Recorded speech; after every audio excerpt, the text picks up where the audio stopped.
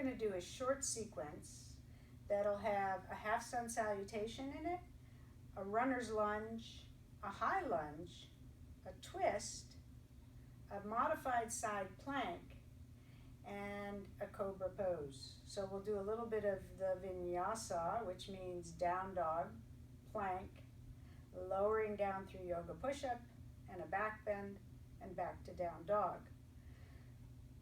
Ready?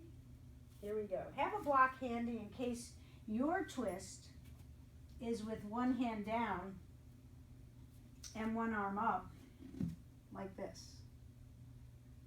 I'm going to call this twist on one side and prayer twist on the other side so that you'll see both, but you can do whichever one you like on both sides. The side plank will be modified, and we'll be going from our runner's lunge to back knee down, hand under shoulder. The front foot goes all the way around to the back with the arch of the foot in line with the toes of your knee that's the foot that's bent, knee that's bent, foot on the floor. Then the other arm reaches up. In your side plank, be cautious about not dumping into the shoulder and crunching. I want you to press the floor away. You'll be turning the eye of the elbow forward to bring your shoulder blade flat on your back. This is going to help support the shoulder. And then think about reaching up more than collapsing down. Your core will be strong, and you're supported by your bottom knee. Okay? So those are the basic poses. Let's include them in a sequence.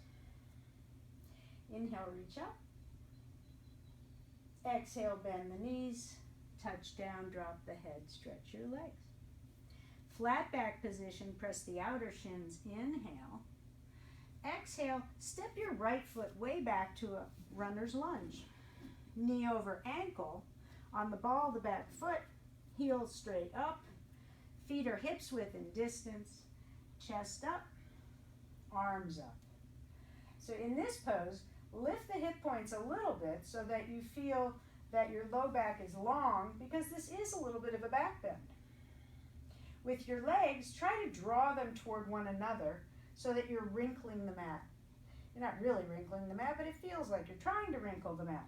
This is going to power up your legs and create some stability. We're going to go into our twist. So if you like, you can put one hand on a block, the other arm out in line with the collarbones. Continue wrinkling the mat to stabilize the hips and turn the chest and arm up as one piece. So you don't want to dump into a twist. You don't want to look back in a twist. You want to look straight across or up. With the wrinkling of the mat, your hips will stay square, but see if you can lift your back thigh up higher and the front outer hip, pull it in and down. Then bring both hands to the floor, move the block, runner's pose, put your back knee down. Take your front foot all the way around the back, put the arch of the foot in line with the ball of your other foot. Your right hand goes flat on the floor. Roll the eye of the elbow forward so that the shoulder blade goes onto your back, and lift up. So this is a core, powerful pose. Pull the belly in, make the chest strong. And then put both hands down. Put yourself in plank pose by lifting your knee off the floor. Shift your body forward. Put both knees down. Elbows go straight back, elbows in. Chest is lifted, head in line with the spine, and lower chest and hips at the same time. Press your hands down, pull the chest forward, press and lift up, and then pull forward and lower. You can pass through child's pose to come back to down dog.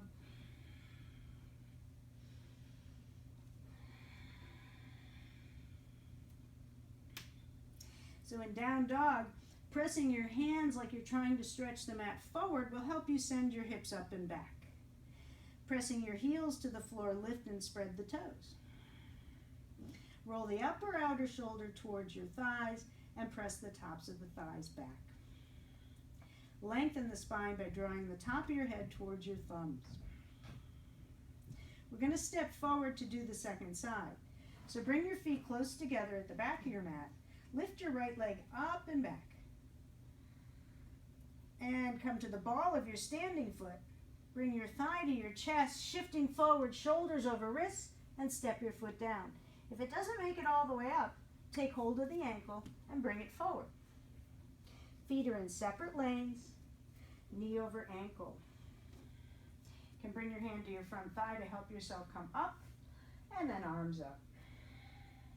Again, lift the hip points to the low ribs to pull the belly in, support the low back, and lengthen it because this is a back bend. Wrinkle the mat with your legs so your legs feel strong. Pull the front outer hip back and in. Going into the twist, on this side we'll do prayer twist, or you can take the same twist, one hand down. Hand to the outer thigh, crossing the elbow over, bringing the upper outer arm against the top of the thigh, using this leverage to help you twist. Hands together, bring the heart to the thumbs, leaning back just a little, wrinkle the mat for stability, press your back thigh up, take your right hip, your front hip, back and down. Whoops, it's nice to have a wall nearby in case you fall over. And then unwind, touch down, put your back knee on the floor for side plank. Left hand on the floor, front leg goes all the way back and around. The arch is in line with the ball of the foot, and up you go. Be sure and turn your eye of the elbow forward to bring your shoulder blade flat on your back, reaching up, lots of core, and then hand down and step to plank. We'll do chaturanga without the knees this time, shifting forward, elbows in, bend the elbows straight back, keep your head up in line with your spine, not drooping, and then bend the elbows. Stopping at halfway, step your feet back a little bit, tops of the feet on the floor, straighten the elbows, upward facing dog, and then rolling over the toes, downward facing dog. Reaching the heels back and down, pressing the hands forward, upper outer shoulder towards your thighs, and the tops of the thighs press up and back. Top of the head pulls to the thumbs, deep breath in, and a deep breath out. And rest in child's pose.